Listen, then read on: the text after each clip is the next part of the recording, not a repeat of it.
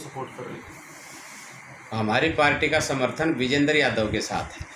विजेंद्र यादव यहाँ से निर्दलीय कैंडिडेट हैं, पर हमारी पार्टी का जो समर्थन है, इंडियन नेशनल लोकदल का समर्थन विजेंद्र यादव के साथ है।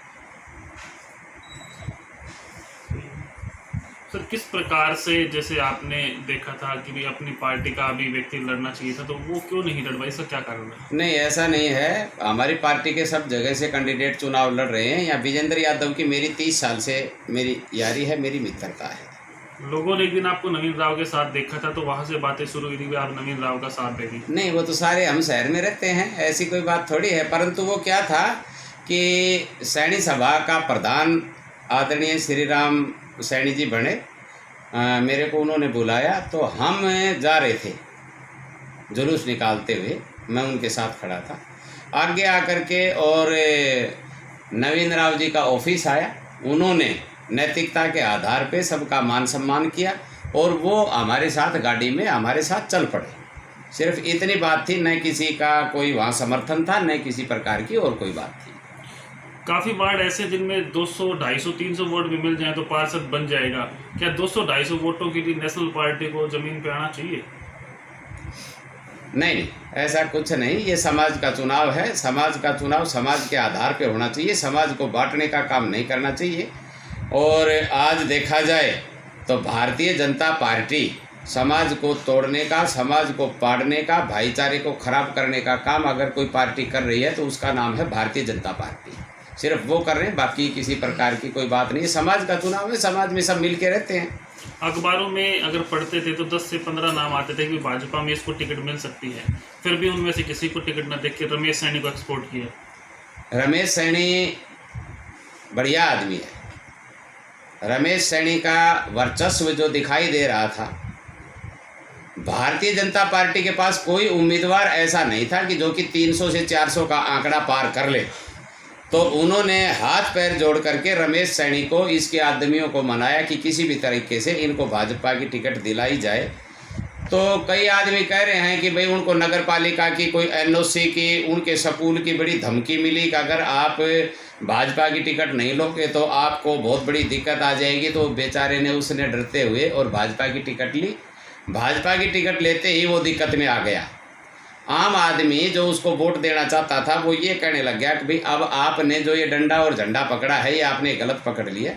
और अगर भारतीय जनता पार्टी शहर में विकास करवाना चाहती तो पूरी 5 साल जो शहर का सत्यानाश हुआ है, जो शहर में इतनी गंदगियों का ढेर, कोई रोड नहीं, कोई किसी प्रकार का और कोई काम नहीं, तो शहर में जो हुआ वो भारतीय जनता पार्टी पीछे तो थी ना। जो पीछे भारतीय जनता पार्टी ने चेयरमैन बनाया था, उसके ऊपर तो सिर्फ काम न कर देने के काम न करना और सिर्फ मुकदमे ही उस पर दर्ज करवाते रहे, उसको काम नहीं करने दिया। 28 मुकदमे दर्ज करवाना बहुत बड़ी बात थी। 27 मुकदमे उन्होंने कोर्ट से कैंसिल करवाए, 28वां अभी चल रहा है। और जो कि मंत्री जी शहर के विकास के कार्य में तो नहीं लगे, परंतु उसके विनाश में जरूर लग गए। आज भी कोर्टों में तारीखों पे और उसी पे रहते हैं और डायरेक्ट मंत्री जी का फोन जाता है सब जगह। लोगों का कहना है कि पिछली बार रामविलास शर्मा जी यहीं थे और उनके द्वारा चेयरमैन बनाया गया था, अब की बार फिर ऐसा ही हो रहा है। तो क्या लोगों में सवाल बन रहा है कि अगर यही रमेश सैनी को चेयरमैन बनाते हैं तो कहीं वैसा ही ना हो जाए? ये रमेश सैनी को प्रॉब्लम यही आ रही है। रमेश सैनी को दिक्कत यहीं पे आ रही है। अगर रमेश सैनी को आज दिक्कत है तो वो भारतीय जनता पार्टी और यहाँ के नेता से है, और ये सबको पता है। एक आम जन कह रहा है कि अगर रमेश बनेगा तो पीछे 5 साल वाली ही होगी, रमेश के साथ भी होगी और शहर के साथ भी होगी। पिछले जो 5 सालों में जो पार्षद रहे, उनमें से कुछ पार्षद इलेक्शन अब की बार भी लड़ रहे हैं और वो कह रहे हैं कि विकास करवाएंगे, तो पिछले 5 साल वो कहाँ थे? उन्होंने तो पीछे भी विनाश किया था। अब तो वो चुनाव लड़ रहे हैं तो वो तो सैकड़ा ही पार ना करें, उनकी तो स्थिति ऐसी है। देखो पीछे जितने भी कैंडिडेट खड़े, मैं आपको बड़े गर्व और फख्र से कहता हूँ कि विजेंद्र यादव ने न कभी जातिवाद किया, विजेंद्र यादव ने कभी मुंह देख करके टीका किया, विजेंद्र यादव ने पूरे शहर में विकास करवाया, समान रूप से करवाया। किसी आदमी से कोई एक पैसे का लेन देन विजेंद्र यादव ने नहीं किया। आज जो भी समझदार आदमी है वो एक बात जरूर कहता है कि जितने कैंडिडेट हमारे खड़े हैं विजेंद्र यादव सबसे बेस्ट कैंडिडेट है। विजेंद्र यादव बेदाग और बेलाग छवि का आदमी है। बड़े बड़े मंत्री आ रहे हैं यहाँ पे, नाच के जा रहे हैं कि भाई इलेक्शन में रमेश सैनी को, बीजेपी को जिताओ। तब क्या है कि छोटे से इलेक्शन में बड़े बड़े मंत्रियों का आना, खाली पड़े हैं, कोई काम तो है नहीं। रही बात ये कि भाई अब तो 2 ही बाकी रह गए और तो बाकी सारे आ ही लिए। भाई खट्टर साहब और प्रधानमंत्री जी 2 बाकी रह गए और तो बाकी सारे आ ही लिए। अच्छा बताओ, वार्डों में नाच रहे हैं, ये तो वो बात होगी, नाच मेरी बुलबुल तुझे पैसा मिलेगा। अब ये चल रहा है, बताओ अब चौक पे भी नाचेंगे। ये कोई इतने बड़े आदमियों का काम है क्या? ये जातिवाद फैलाना ये कोई अच्छी बात है क्या? समाज का चुनाव है, सब लड़ रहे हैं, अच्छी बात है।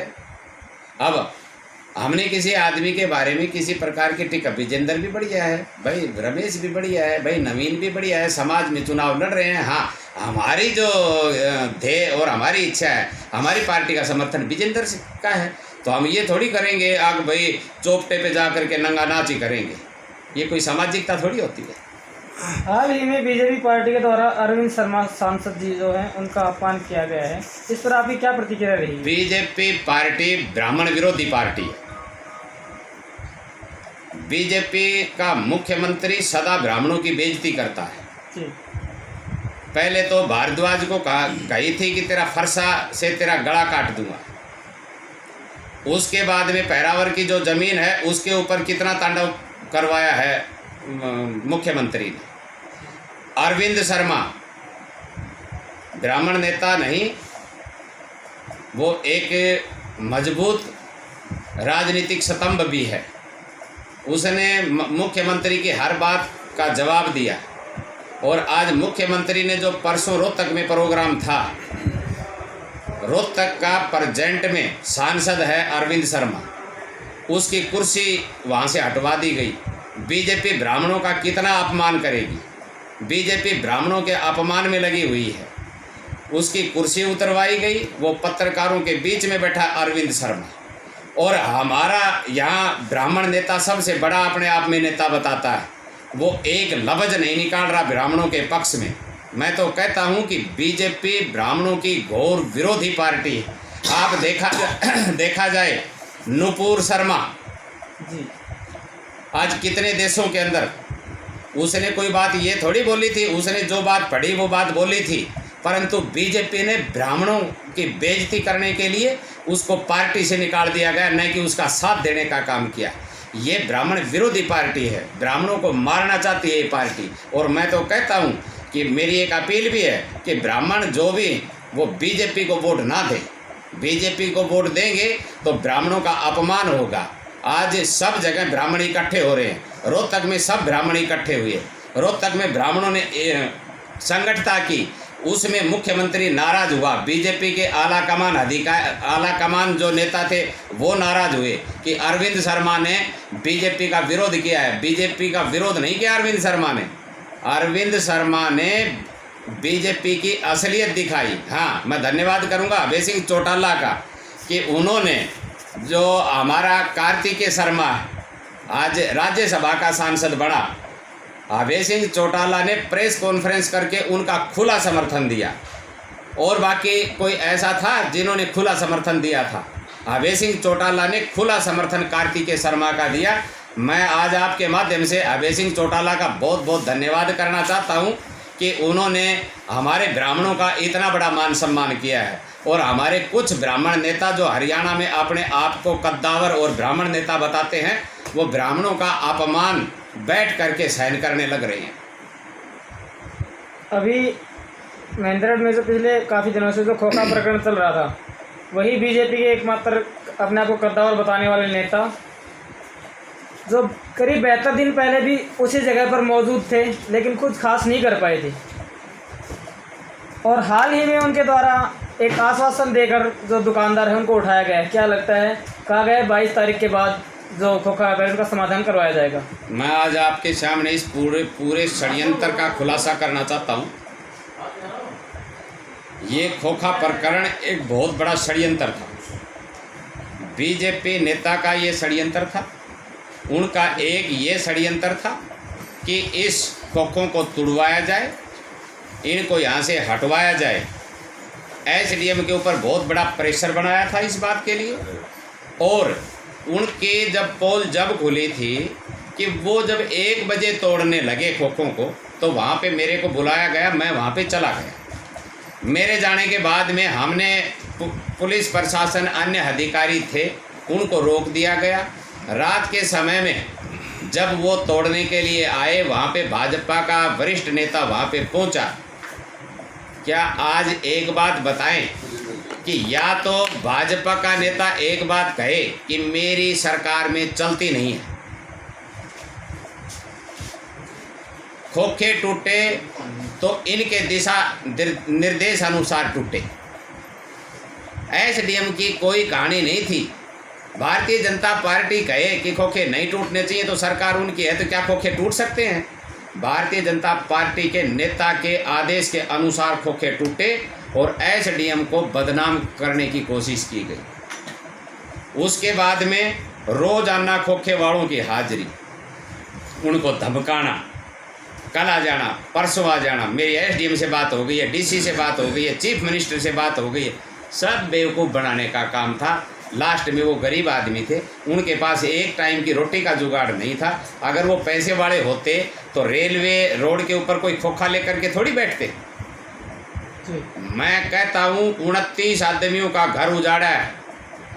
भगवान एक दिन ऐसा आएगा जो 29 के घर उजाड़े हैं, एक दिन जिसने षड्यंत्र रचा उसका घर उजड़ने का काम होगा। वो 75 दिन बैठ करके उनके बच्चों के पास अनाज नहीं रहे तो क्या करें? उनको उठना था। वो ही गए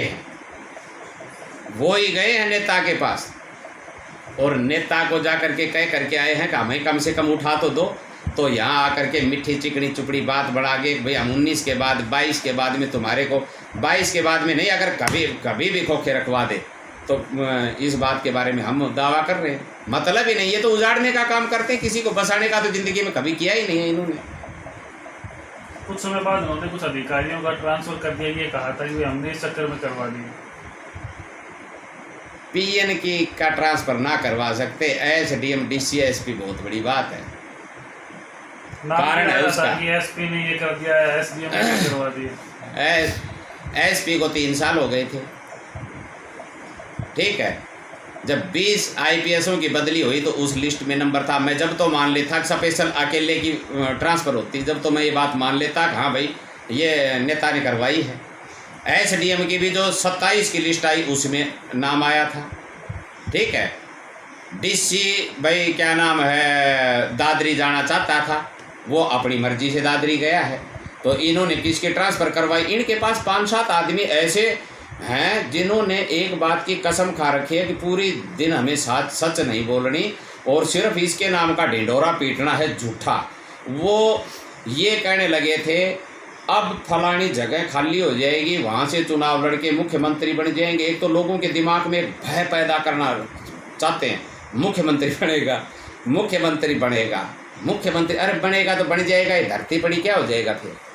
ठीक है, बनेगा तो अच्छा। पीछे हमने भी साथ दिया था मुख्यमंत्री के चक्कर में कि महेंद्रगढ़ का मुख्यमंत्री बन जाए, हमने पूरा अपना समर्थन दिया था। उसके बाद में क्या हुआ? सबका गला घोटने का काम किया इन्होंने और कर नहीं पाए। मंत्री बनने के बावजूद भी कुछ मंत्री बनने के बाद में लोगों को धमकाया, बहुत दादागिरी बहुत करी, ठीक है। थानेदार बहुत बनाए, वो थानेदार सारे एसपी बन गए और अब नगर पालिका का सत्यानाश करने में चले हुए हैं। अभी बात करें कोर्ट के, तो वहाँ पे अधिकारी नहीं है, तहसीलदार नायब तहसीलदार लोग परेशान हैं, बैठे रहते हैं सुबह से शाम तक। जो अधिकारी यहाँ पे आता है उसको मंथली देनी पड़ती है। अब इतनी कमाई है नहीं तो मंथली कहाँ से दें? तो मंथली वाले दिन फिर वो यहाँ से ट्रांसफ़र करवा के चले जाते हैं। और अगर इसका कोई सबूत मांगे तो सबूत हम देंगे। यहाँ कोई ऐसा अधिकारी है नहीं जिससे पैसा नहीं मांगा जाता। अभी ये जो ठुमके लग रहे हैं ना, ये ठुमके भी पैसे में ही लग रहे हैं। बगैर पैसा यहाँ कोई काम नहीं है, ये सब जानते हैं। मंत्री भी पैसों में आ रहे हैं। वो मंत्री तो पैसों में क्या आ रहे हैं, पर यहाँ वाला धापे जब बात बने ना, मेरी आप सबके माध्यम से एक अपील है महेंद्रगढ़ की जनता को। भाईचारे में 36 बिरादरी का भाईचारा है, हम भाईचारे में रहें, भाईचारे में आदमी को रहना चाहिए। ये नेता अपना उल्लू सीधा करने के चक्कर में लगे रहते हैं, इनको सिर्फ अपना घर चाहिए और कुछ नहीं चाहिए। ये अपना घर भरने के लिए दूसरे का कितना भी नुकसान कर सकते हैं, अपने 100 रुपये के फ़ायदे के लिए दूसरे का 1 लाख का नुकसान भी कर सकते हैं। इसलिए 36 बिरादरी का समाज है, वोट इच्छा के अनुसार है, वोट के आधार पे भाईचारे को खराब नहीं करना चाहिए। जीतेगा मुकद्दर वाला, जिसके मुकद्दर में है सिकंदर वही बनेगा। मैं जब यहाँ पे ज़िला प्रमुख बना था तो कांग्रेस पार्टी ने बड़ा जोर लगाया था, परंतु मैं टॉस में जीत करके आया। उसके बाद में फिर जोर लगाया, फिर मैं नो कॉन्फिडेंस में जीत करके आया, वो मेरे मुकद्दर में था। जिस तरह से अगर बात कर ले जिला मुख्यालय के समय सरकार के द्वारा कहा गया था कि भी एक दिन के लिए एडीजे को जो कोर्ट है वो महेंद्रगढ़ में लगाया जाएगा। सभी अधिकारी भारतीय जनता पार्टी एक ऐसा राज है जो महेंद्रगढ़ विधानसभा को उनके अगर चलें, और ये डिफरेंस ज़्यादा है किलोमीटर का, अगर ये बीकानेर के पास होता ना तो भारतीय जनता पार्टी प्रस्ताव करके दे देती कि महेंद्रगढ़ पाकिस्तान में है, न कि हिंदुस्तान में। ये महेंद्रगढ़ आप देखा जाए पालड़ी तक नया रोड, पालड़ी से आगे जो ही महेंद्रगढ़ विधानसभा शुरू हुई रोड टूटना शुरू हो गया। यहाँ तो एक बोर्ड लग जाना चाहिए, डेंजरस जोन। महेंद्रगढ़ विधानसभा जहाँ भी शुरू हो वहीं डेंजरस जोन का बोर्ड लग जाना चाहिए। आप देखो नारनौल शुरू होते ही 4 लाइन रोड, और महेंद्रगढ़ की सीमा जहाँ से आ जाए वहीं कोई रोड ही नहीं है, न पानी है। अब ये जितनी भी कॉलोनियाँ हैं इनमें किसी में पानी नहीं है। जो यहाँ पे पहले खेती वाले ट्यूबवेल हैं लोग उनसे पानी पी रहे हैं। आज देखा जाए बिजली, सरकार ने घोषणा कर दी कि भाई 1 फेज में लाइट जाएगी। आज बिजली अधिकारी जो यहाँ हमारे एससी बैठे हैं उसको ये ज्ञान ही नहीं है तू एससी भी है क्या, एक्शन यहाँ है ही नहीं। उसको कोई लोग फ़ोन करते बोला मैं क्या करूँ। यहाँ कौन अधिकारी ऐसा है जो अपनी जिम्मेवारी पे काम कर रहा है? तहसीलदार नहीं है, एक दिन कनीना से उधार आता है क्या? मेरे को आप बताओ, क्या महेंद्रगढ़ में कुछ है? न रोड है, न बिजली है, न पानी है, न अधिकारी है, न कर्मचारी है, न हॉस्पिटल है, न डॉक्टर है, कुछ भी तो नहीं है। और फिर भी भारतीय जनता पार्टी का नेता नाच नाच के कह रहा है, नाच नाच के। मैं कहता हूं भाई शर्म आनी चाहिए नाचने में। नाच नाच के कह रहा है कि मेरा महेंद्रगढ़ है। हाँ भाई तेरा महेंद्रगढ़ है, पर महेंद्रगढ़ का सत्यानाश भी तक नहीं उठाया है। एक तरफ तो सरकार के द्वारा पिछले काफ़ी समय से भर्तियां नहीं करवाई जा रही है, दूसरी तरफ जो टीओडी स्कीम है वो लागू कर दी गई है, जिसके विरोध में युवाओं के सर जो है मुखर होने लगे हैं। जगह जगह जो युवा है वो लामबंद होने लगे हैं। क्या कहेंगे? ये जो सरकार है, ये सरकार बेरोजगारी पैदा करना चाहती है, सबसे ज़्यादा गुंडागर्दी करवाना चाहती है सरकार। आज देखा जाए कितने सालों से भर्तियां बंद हैं। जो डीसी रेट पे कोई कर्मचारी लगते थे वो भी इन्होंने बंद कर दिए हैं। ये नौजवान को सबको मारना चाहती है सरकार। सर, मैं जो अग्निपथ स्कीम अभी लागू की गई है उसके बारे में बात कर रहा हूँ, जिसमें युवाओं को 4 साल के लिए सेना में मौका दिया जाएगा, जिसका विरोध युवा कर रहे हैं और जगह जगह पर हरियाणा में लामबंद भी हो रहे हैं। मैं इस पर आपका पॉइंट ऑफ व्यू जानता हूँ। क्या आप एक बात देखें, 4 साल में यानी आदमी जब ट्रेनिंग पूरी करता है, कुछ सीखने की बात करता है, जब तक तो उसको वापस निकाल दिया जाएगा। ठीक है ना? ये आप सब समझदार हैं, ये कहाँ की सोच है? आज कितने साल से आर्मी की भर्ती नहीं है? कम से कम भी 3-4 साल से तो आर्मी की भर्ती नहीं हुई है। बहुत बच्चों को जो आर्मी के लिए रोज़ाना भाग दौड़ कर रहे थे उनकी एज निकल गई है। क्या कर रही है सरकार?